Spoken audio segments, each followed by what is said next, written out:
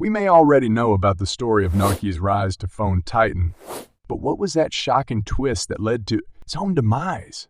Let's find out. In the late 1990s and early 2000s, Nokia was a force to be reckoned with. They revolutionized the mobile phone market with durable and user-friendly devices. Their iconic Nokia 3310 quickly became the preferred choice for millions of users worldwide. The simplicity of Nokia's user interface and their long-lasting battery life set them apart from the competition, earning the trust and loyalty of consumers. As the world embraced mobile technology, Nokia's global market share soared to unprecedented heights. They dominated the mobile phone industry with an enviable 40% market share by the early 2000s, making them the undisputed leader in the field. With this immense success, Nokia expanded its operations, setting up branded stores and manufacturing facilities in different parts of the world. Their brand recognition was so strong that their logo alone conveyed a sense of reliability and cutting-edge technology. But it wasn't just their robust hardware that set Nokia apart. They were known for introducing innovative features, such as customizable ringtones, SMS messaging, and the iconic Game Snake.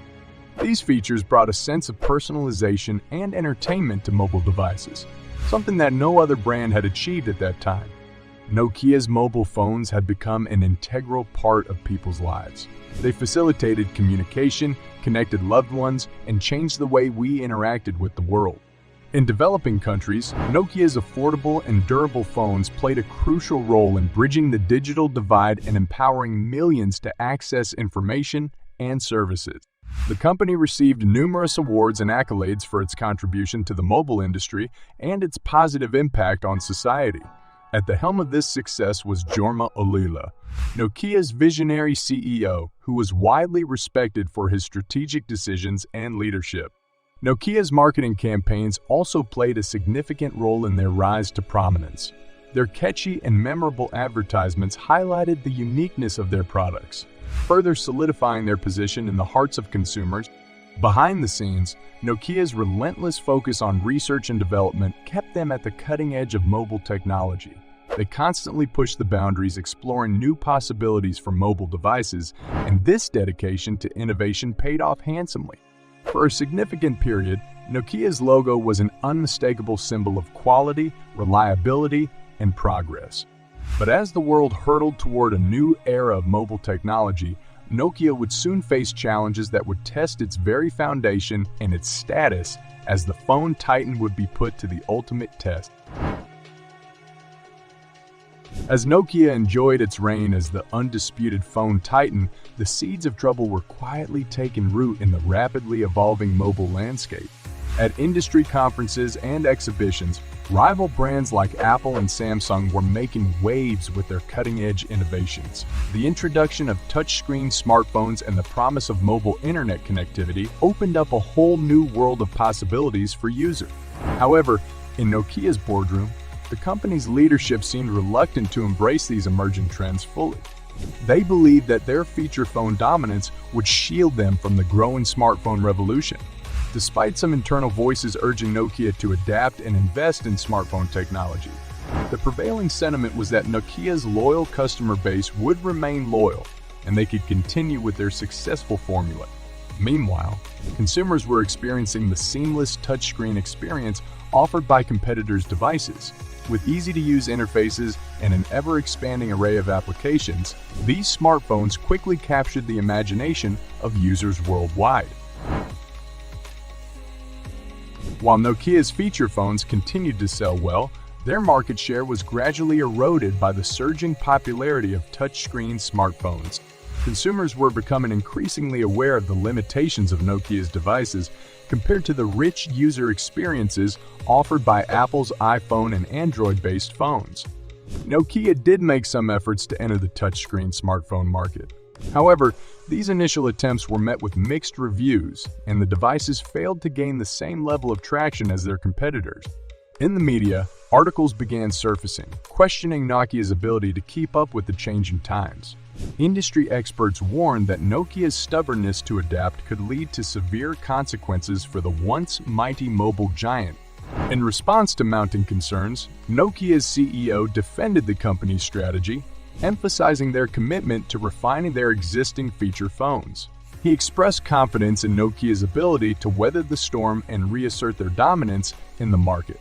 Behind the scenes, Nokia's research and development teams were hard at work, trying to catch up with the technological advances of competitors. However, the company's conservative approach to innovation and decision-making hampered their progress. Internal disagreements and bureaucracy within Nokia's executive ranks further compounded the challenges they faced. The company's once agile decision-making process was now hindered by bureaucracy, slowing down crucial strategic moves. As consumer sentiment shifted towards smartphones, Nokia's stock market performance took a hit. Shareholders grew increasingly concerned about the company's direction and the looming threat posed by the new generation of mobile devices. Within the company, some employees expressed frustration at the slow pace of change and the lack of a clear roadmap to compete in the smartphone era. Despite their talent and dedication, they felt the weight of a company that was grappling to find its footing. By the late 2000s, Nokia started experiencing a decline in sales and profits. To offset the challenges, the company resorted to cost-cutting measures, closing some of their branded stores and laying off employees. In a candid internal memo, Nokia's CEO acknowledged the need for change and the urgency to address their declining position in the market. He recognized that the mobile landscape had shifted and Nokia needed to evolve if they were to regain their former glory. However, despite the CEO's efforts to rally the company, Nokia's decline persisted. Their once shining logo, a symbol of innovation and progress, began to lose its luster in the face of fierce competition. Nokia's operating system, Symbian, was once considered cutting-edge, but it couldn't keep up with the rapidly advancing Android and iOS platforms. While Nokia hesitated to adapt, competitors developed more user-friendly and rich environments that consumers loved. As a result, Nokia's loyal customer base started defecting to competitors, further accelerating their decline. In an effort to regain their footing, Nokia partnered with Microsoft and adopted Windows Phone as their primary operating system. But this move proved too late and ineffective, as Android and iOS had already established a stronghold in the market. The Windows Phone devices failed to gain significant traction, leaving Nokia trailing behind competitors once again.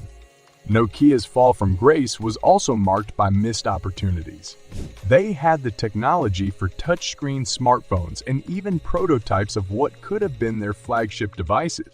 However, internal indecision and a lack of vision prevented them from capitalizing on these innovations.